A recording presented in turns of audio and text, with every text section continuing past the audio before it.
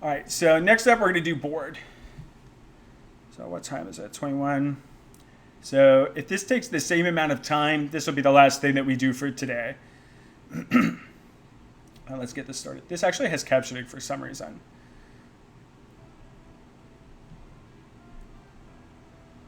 Okay, so Cavell versus Ares. Thank you.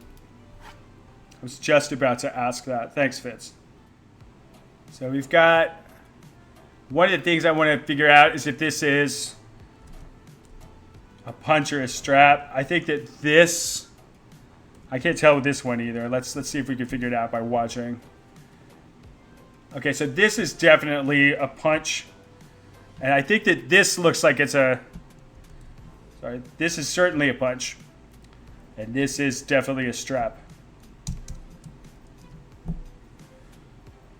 So...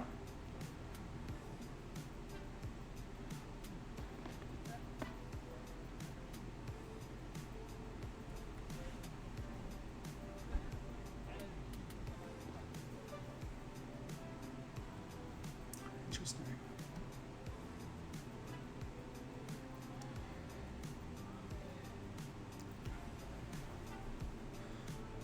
Okay, so we got some footing switches. I really like it. I really like when people do that in sword and board. All right, got a hip wrap from Cavell that ended up hitting the leg, I believe.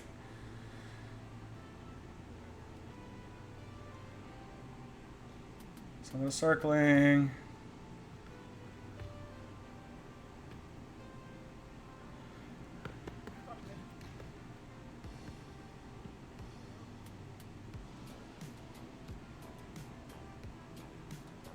Some clarification on legs.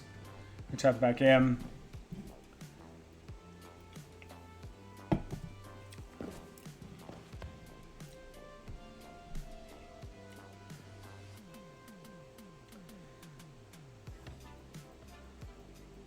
Crap.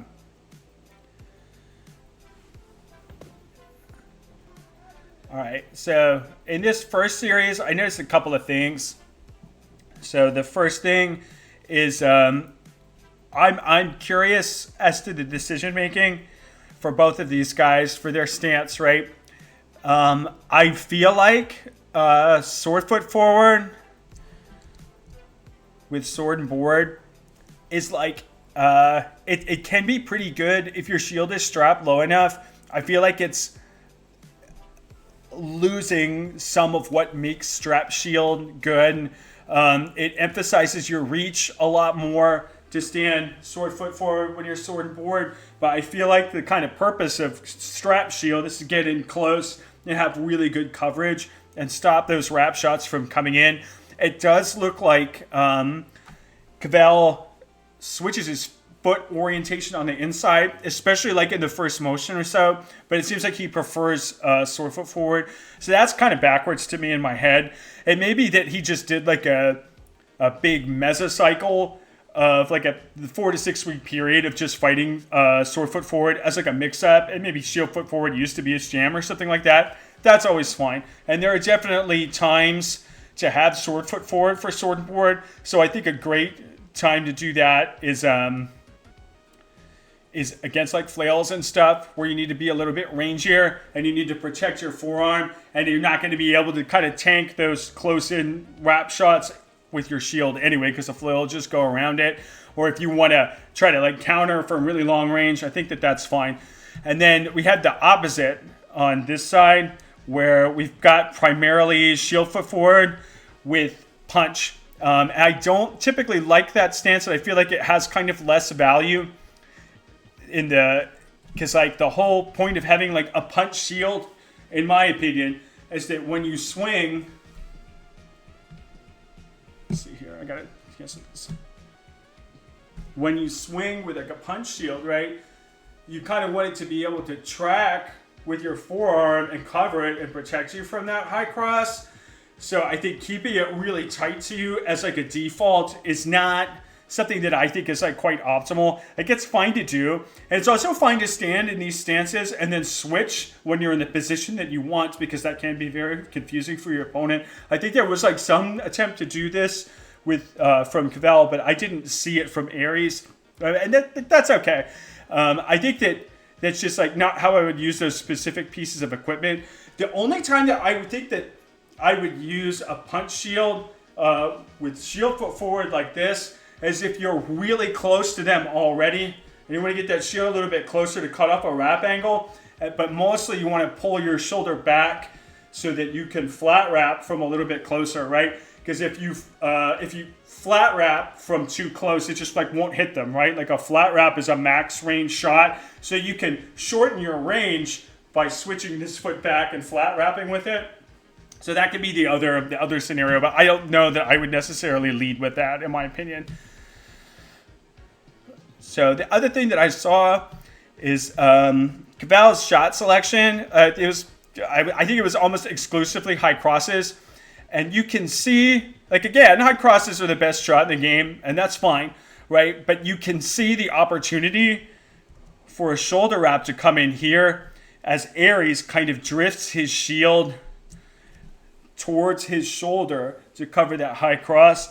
And I was like, oh man, Cavell's going to hit that like any moment now. And it kind of just doesn't happen. He just beats him on positioning with another high cross, which is like safe way to fight. But I felt like that wrap shot was there and waiting for him. So let's walk through that.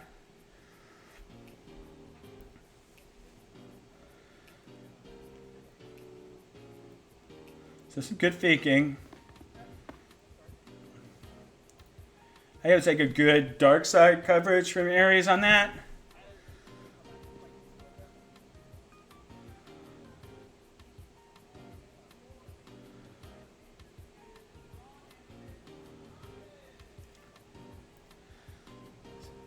So yeah, that was like a good upward scoop, but it's still threatening exclusively. It's a tab. Nope. Well, that's fine. This quadrant here, right, where this side is just not. This is not getting any action here, right? So it was great. It's good shot variety, but on like just one side, right? So we want to get that shot variety going on two sides.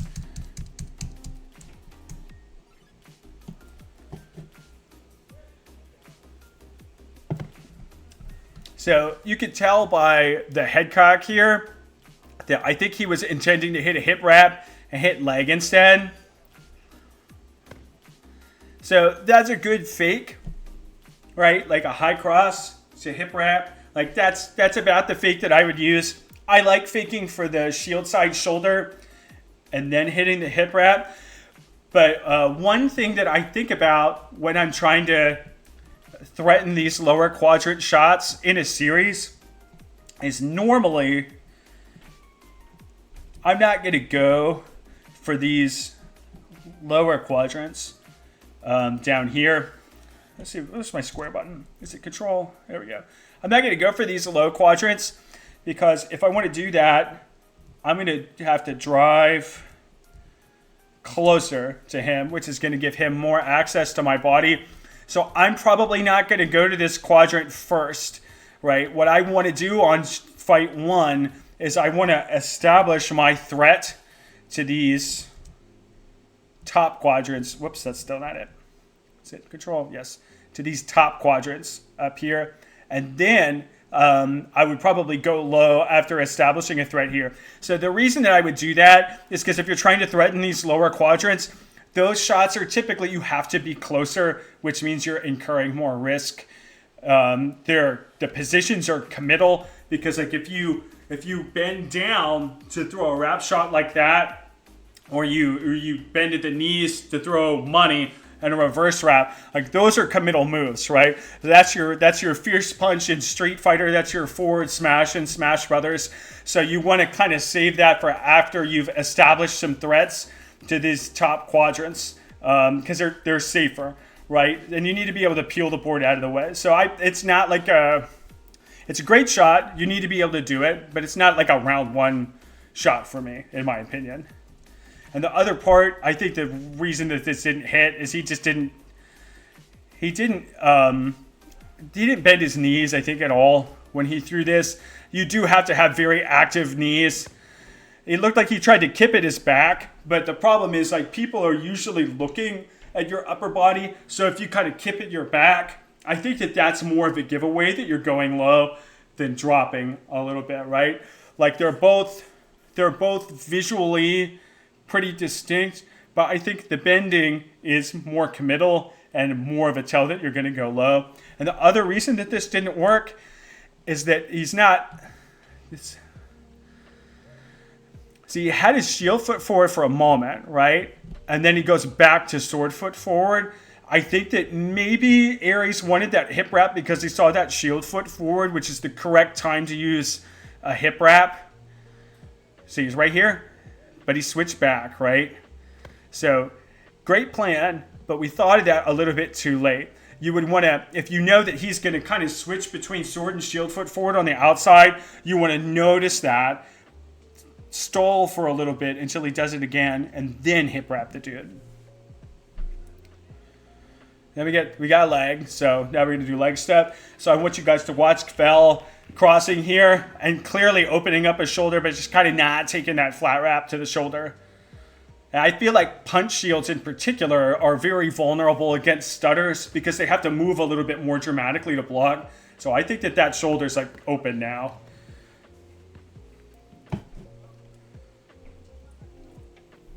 I think he's communicating that he fell on his sword. And was asking if he should take it, and he told them not to, which was good call. Good call by both of them.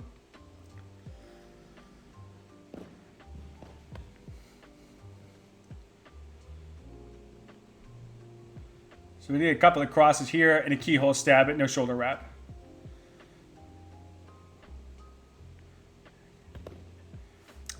That was great, but I actually did not notice that. It was actually Ares that went for the shoulder wrap first. He faked a keyhole stab. I loved, watch his sword kind of creep into the keyhole stab position. And he's like, I'm going to do it. I'm going to do it. I'm going to do it. I'm going to do it. Fake shoulder wrap. So that was magnificent stuff. I love that. Okay, that was just kind of getting into a poor position here. And just getting mashed out for it, which happens sometimes. I feel like the crossing over with the shield is very powerful, but when people are used to it, it kind of loses some of its luster. And if you do it too fast in the fight, you usually get killed for it. It's more of like a mid-fight thing. I think he maybe felt like that was his only choice there. That's fine. That's normal. Okay. We got leg, lefty. This is Patches, and who do we have on the right? Patches and Ram. And we got started out with a leg. And Patches with a punch. Both punches.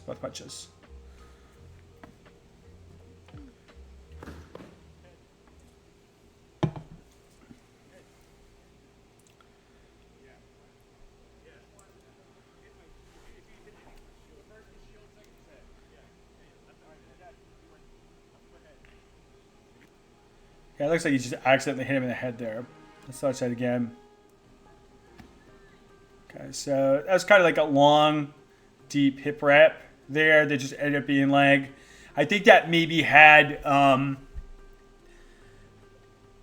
it was probably just from too far away, kind of like what we talked about Braun with his kind of drive forward on Nolan a few rounds ago, where if you're going to hit that hip, I feel like this is too close to do it from. I'm sorry, this is too far away to do this from.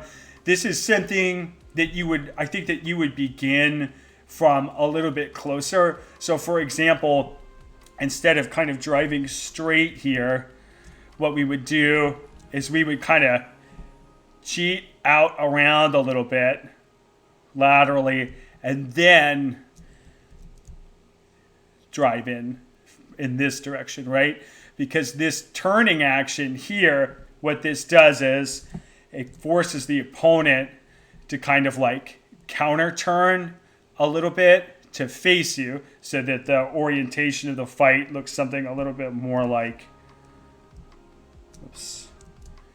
like this. But the important part of this is that, like, if you view this like a turn-based game, it takes a turn for you to rotate to match your opponent. So while they're rotating to match your position, then you can drive forward really easily. So I feel like this big high fake, step in and wrap, that's something that you do when you get them offline and you see them having to make that correction to come to that correction to meet your changed position in space, essentially. So I think that that's probably why that didn't quite work out.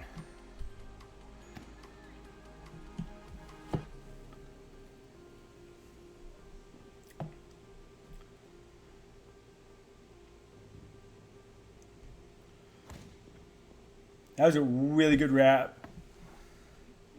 That was fast and loud. Let's see here. Yep. That was a great snipe. And I think his, you can see him position for it louder a little bit. And you can see Patches, we'll watch it one more time. You can see him rotating at his hips, but not like adjusting his knees. That's why the small rotations on the outside when someone is legged are so powerful, is because people don't always get a fully neutral position to face your new position in space. They'll sometimes like cheat a little bit and just turn their body instead of like reorganizing their feet and knees. So those are the opportunities that you're kind of looking for to throw a wrap shot like that. So that was perfect execution on that.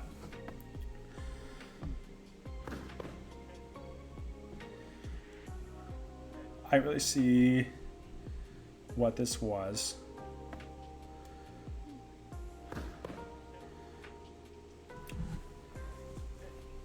I feel like I don't know if that was like kind of sensing some frustration or something there, but I feel like Patches kind of slowly walked in with some straight attacks and tries to wrap around with it or something like that. Like that's relatable. That happens to me sometimes, where sometimes you're just like, I maybe like, oh, I don't feel confident against fighting against lefties. I don't like this particular person, but you have to lock in and use your lateral movement, use your forward and back. Just it's tournament time. You never want to get frustrated and phone it in. I feel like and it's very. I don't know that he got frustrated. I'm kind of like reading his mind here, but it seemed like he was a very patient in his other fights. And that one, he kind of came in and he's just like, I'm gonna do what I'm gonna do, right? Like there was no fake. There was just like some straight attacks there and trying to close in and get around in a way that I felt like was not very surprising. So I feel like that was kind of like a lock-in moment there. And I think that like if there's a case where you're feeling like kind of frustrated when you're fighting somebody, what I try to do for myself is I'll try to say something like, all right, there's plenty of time to be frustrated after this is done, and I want to face the obstacle in front of me to the best of my ability, and I'm just going to put a rain check on these emotions. And emotions of frustration are valid. It's just that like you want to just put it aside for a moment, come back to it, and tend to it later. Because I feel like he could have exerted a lot more pressure there. Like I'm seeing that Patches has got some very accurate hands, and he's got some good. I like the high cross trapping that he used against Telfair. Like that was all good stuff. Like he's definitely got some hands in here. He just didn't want to seem to use it on that round. So it's understandable. So who do we got next? This is Braun. And do we know who this person is?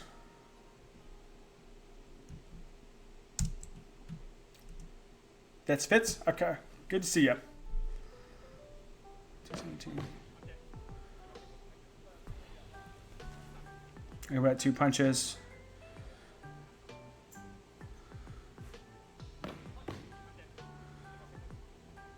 Left-handed.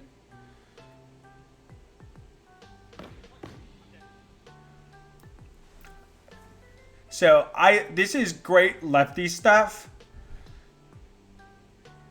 This is great by Fitz, especially because it's like the meta for, we discussed it, for a head mat situation, right? Is the first guy to correctly get that lefty hip wrap is the guy that wins, right? But Fitz is a left-handed person, and he knows that. So what he does is he throws kind of like a non-committal hip wrap elevated sweep to get Braun thinking about that lefty hip wrap. Like, we're all thinking about that. So he does that, and then he gets a flat wrap to what I believe is the shoulder up top, and he gets it quite easily too. And I think it's because the lateral positioning is very good here. And I think it kind of surprises Braun. So you can't see it. He caught the arm coming up after the leg. Oh, okay. I think your shot was still great. So thanks for correcting me on that. But you can see that lefty sweep. There you go. And I think there's a lot to be said for getting it in one. So that looked great. That was a good call. Good honor there.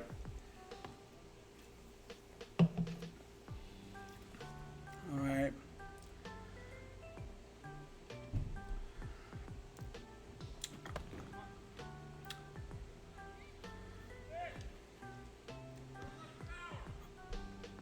Great side to side here. It looked like you just lost your arm and then got rushed down. Like when you're single sword, there's not a ton that you can do, but I think that you did everything that a person could do in that situation to try to get away. So that was solid. Let's see why we would lose this arm. So got some positioning.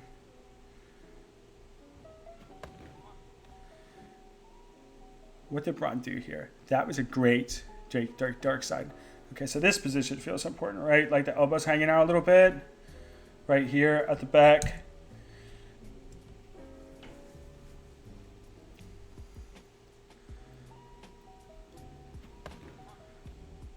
Yeah, it looked like he just kind of faked you out.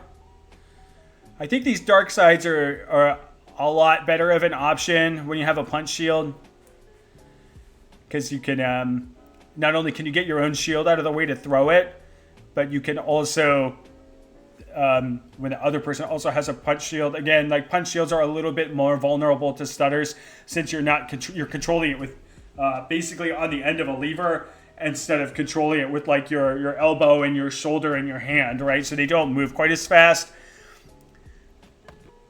So I think that was just Braun kind of popped out and faked and got a dark side there. So I think the main thing that I see here is it looks like you let Braun edge just a little bit too close to you. I think maybe you should have kept him a little bit farther and tried to get him to drive in. I think I don't know if maybe it's like a cross game thing because I think you guys are from Bell, but I think that the stance with the shield foot forward with punch shield is kind of not my favorite way of approaching these fights. I'm sure you guys have like good reasons to do that, but I've explained already why I kind of feel like punch shield is meant to kind of follow your arm around and let you stand sword foot forward to kind of maximize your reach. And like the cool part of that is you've got thousands of hours of standing shield foot forward already. So like if you're sword foot forward and you're throwing, right, and you've got that coverage with the punch shield in this hand, and when they get close, then you can step back. So you've retreated at that point, and you've also switched into a position that's going to protect you a little bit better from like wrap shots and crosses and stuff like that. So maybe something to think about and add, because I'm really a big advocate of that stance for punch.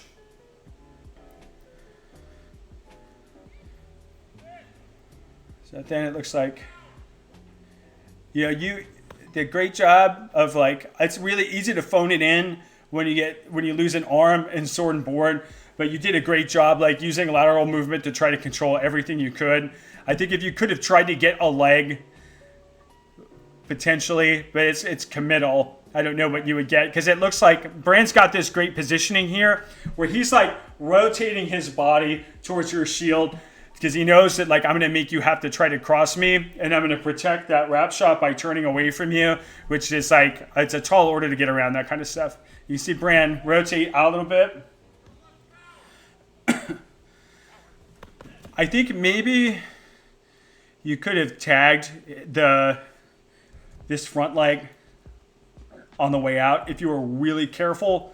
That's the only thing that I could think of that might help you. And that I find that like I would rather be in a situation where someone's legged and has their shield, and I have a single sword and a wound. I think I would rather be the person with a single sword and the arm taken than be the one on the ground. Because your movement's looking great here, too.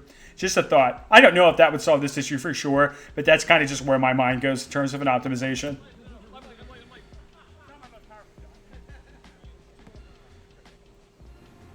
Have both of them punch. Righty on righty. That took a minute for that leg to come.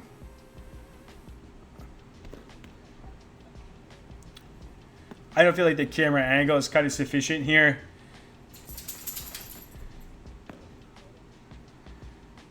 So I think that this person on the right is doing a great job of using a lot of lateral movement to try to mask their intent, but I think that they did it from too long, for too long and from too close, because Telfair is just kind of like, yeah, that's enough of that, and bops him in the leg. So it's like kind of grooving back and forth. Telfair's like, nope, no more of that. I'm not sure what the call was there, and I couldn't see it with the angle.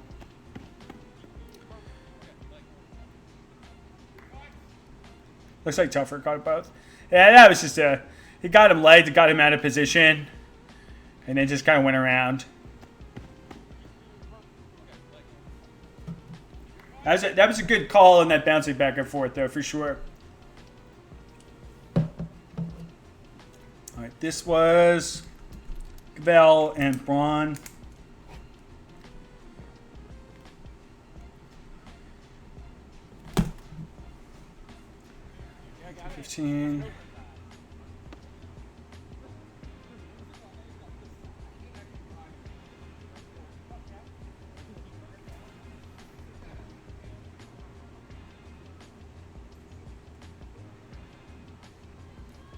This is a little close and a little static for my comfort personally, but it's good patience because he's like hanging out in range, but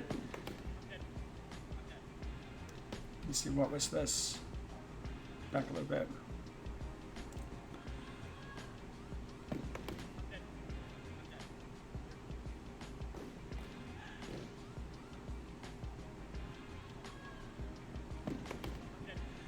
Okay, it looked like Braun kind of went for like a leg and an arm, like he got in a previous one, which is good. I think Val was just kind of patient and just watched for his shield to open, counter-strike him and wrap them a little bit.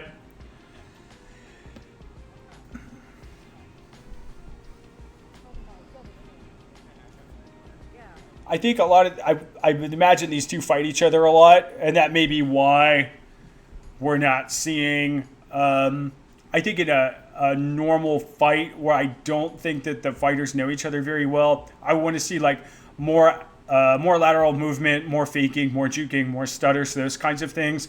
But when you practice with someone a lot of the time you know each other's moves, right? And if you're trying to, they tend to know your preferences. So they're like, oh, I know if he's like moving his feet laterally, he wants to come in and do like a cross to a money shot or something like that.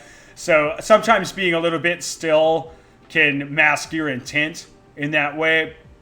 But I think I would have wanted to see at least, if you don't want to like burn a ton of energy doing like lateral movement and stuff like that, I think I would still want to see like stutters and fakes with the sword. Because like, you can kind of ignore their footwork if you know the meaning of it to an extent, as long as they're not getting closer to you. But you kind of can't ignore their sword because the sword is the thing that kills you, right? Like if you ignore the sword and get hit with it, like you lose. So I think that's, I would want to see a little bit more. It seemed like they kind of just hung out pretty close and then kind of went at it, and just one guy happened to win.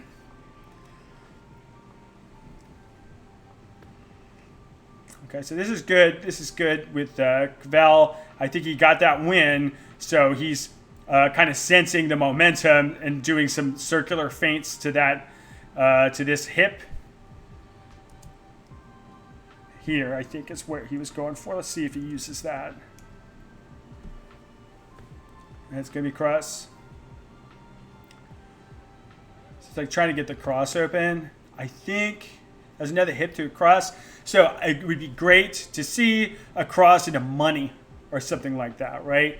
Or like especially like a feint cross into a money shot. I think it was kind of just another straight cross that we saw there. Because you got to think about like what is my opponent kind of learning from the things that I'm trying to execute. And if you get 2 crosses in a row, like maybe don't throw the 3rd cross, maybe use it as a part of a combination to try to hit like a shoulder wrap or a hip or something like that, or fake it after you've thrown it twice. But not 3. So we're down on a leg now.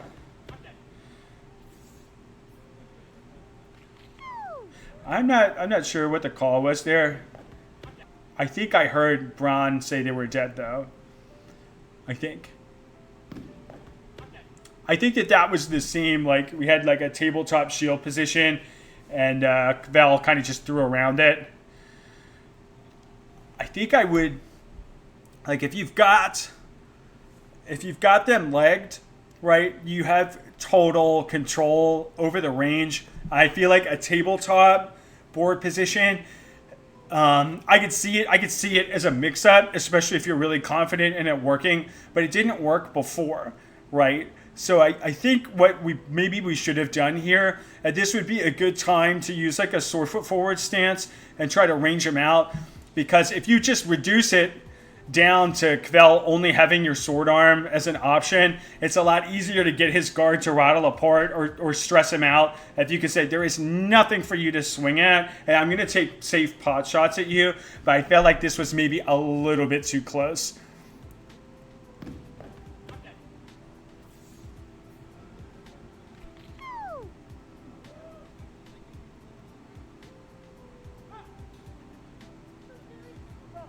Okay, this was Ares, right? So Braun and Ares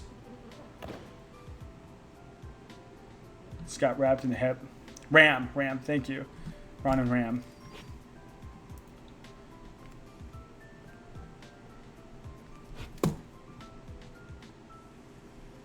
Okay, so let's go back.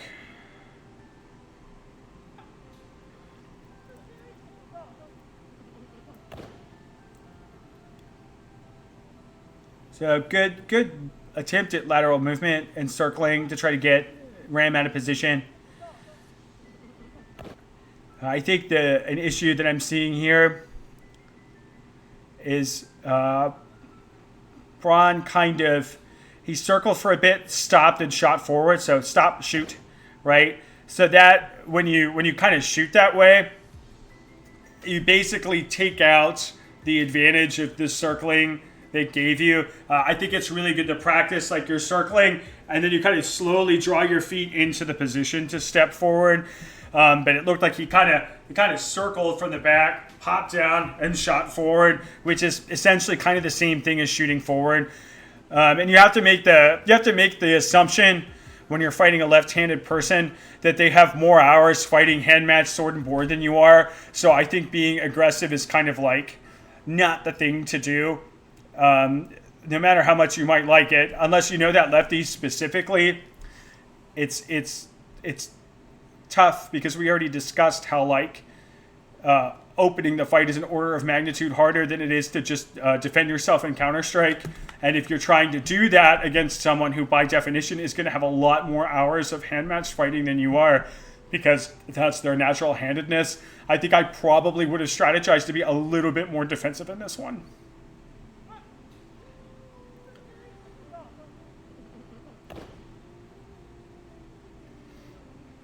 So it looked like you just got wrapped there.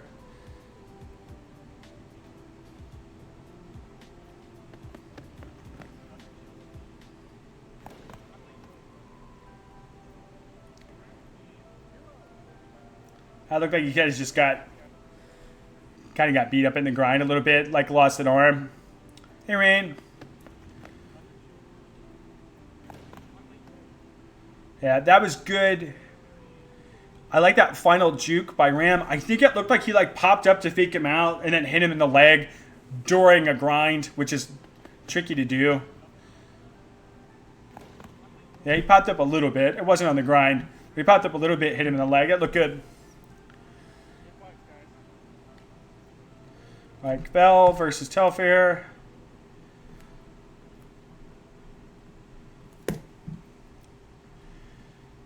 money.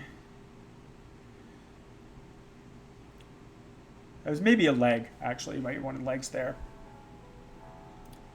Because we've seen it a couple times. That was just like a nice safe shot in the hand. I think that's for the leg again. So my hope is we're going to go... my hope would have been for like, we got 2 or 3 pumped legs, and then none of it panned out. So my hope was for a leg to a shoulder wrap or something like that. But I think we ran into the same situation that we saw a couple of times already, where there's like a really good attempt to condition them on the outside of the fight. I feel like Telfair is doing that the best in this series, right? Which is like really careful conditioning, saying I'm going to stutter, I'm going to fake, but sometimes doing it for too long, and the opponent kind of calls the gambit and goes straight in when they figure out that Telfair is going to kind of do that again, right? So I feel like one thing you might think about is like if you're trying to condition your opponent, and you do it twice and it doesn't work, and you want to use that conditioning again, what you might want to consider doing is just backing up, right? And just let them forget that a little bit, right? Because I feel like under the tension of a tournament, people can only remember that kind of data for so long before they kind of forget. And then that conditioning might work again, right? Like they kind of know that you're going to go for that, but they kind of forget their counter plan of driving it and hitting you. Or you can even just give them like a safe shot and a fake exchange on the outside, and then do that conditioning again and then hit them with a shoulder wrap. So that's maybe an optimization that I might add there.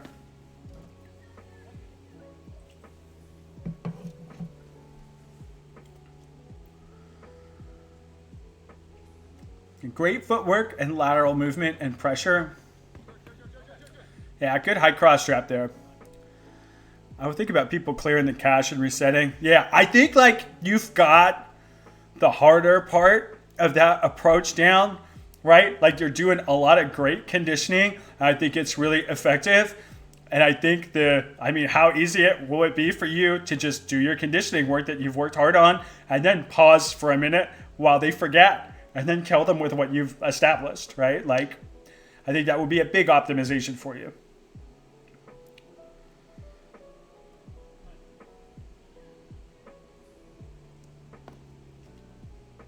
But that was a good, that last round was good, kind of driving in, pinning. And I think, let's go back. I think it looked like you used, we talked about using a high cross trap where you kind of match the high cross, but you also use lateral movement because you catch like a block on the first one or two, but then you kind of step out around and get that. So I think this was a good example of that. Let's see if I'm remembering that clearly.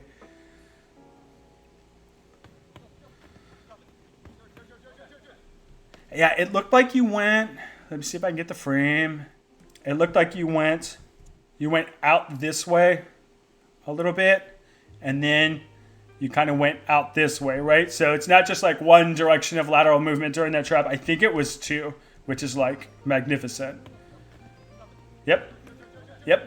I think he was dead before you started the left side movement, but like that's really good. Like that's a lot of thinking to do on the inside, where I'm not just gonna like pivot around you. I'm gonna pivot for a little bit this way and then back the other way a little bit. That's good stuff. I gotta steal that. I think it said that I'd be able to do with my right hand's back, but that's just stolen.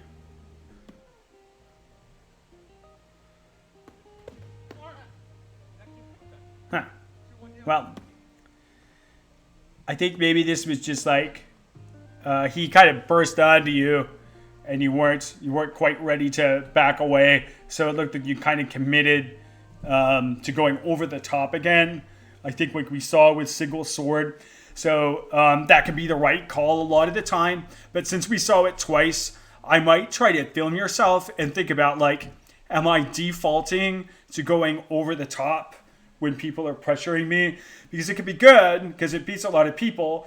But I think defaulting to things that sometimes, I'm not sure what the outcome of this was, but I feel like defaulting to anything other than like a step back that's like not conscious can be a weakness sometimes. So I would think carefully about that.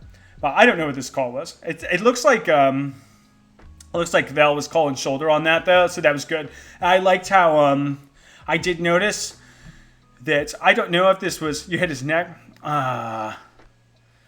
Butts. Sorry you got the neck. I did like that you did like a low sweep to sensitize his shield.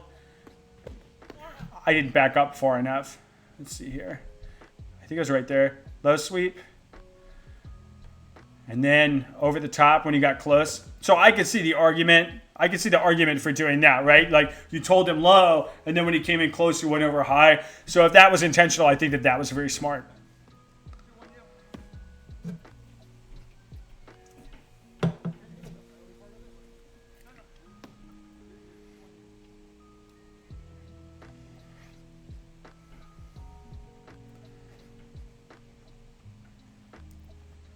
Okay, low.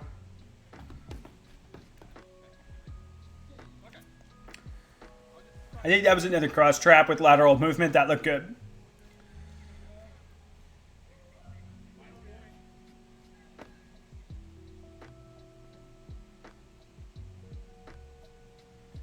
Okay, good scoop.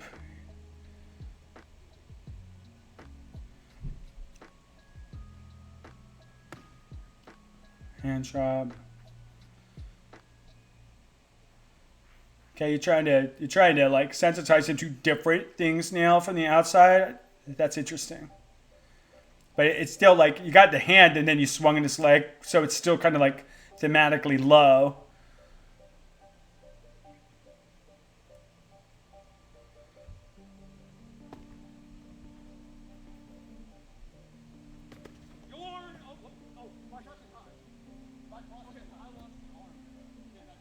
Some discussion.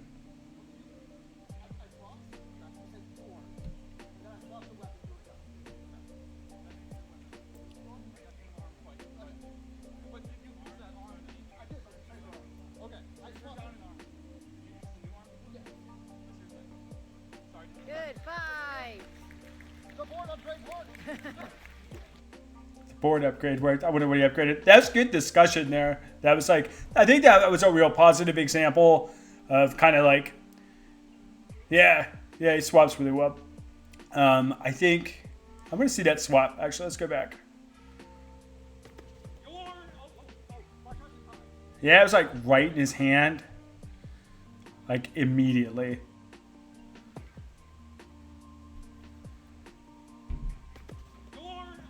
Yeah, it was like in his hand instantly. That's nuts.